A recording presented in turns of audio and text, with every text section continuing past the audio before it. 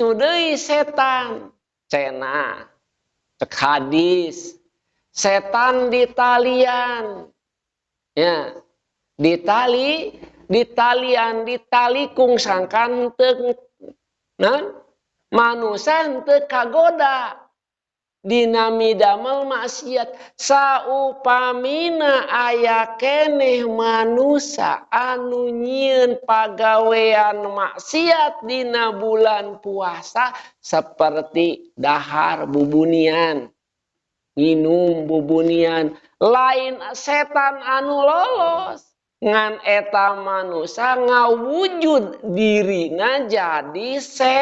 setan lain setan anu lolos tadi talian dasadaya setan dina sasi Ramadan mah dicangkalak ku Gusti Allah nu nyangkalakna malaikat jadi moal aya anu lolos. Jadi di mana-mana aya manusia anu masih keneh maksiat ulahnya salah setan.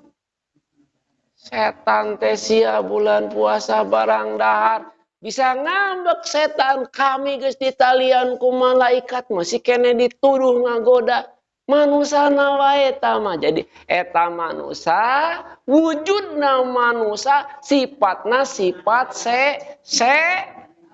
nah keun nya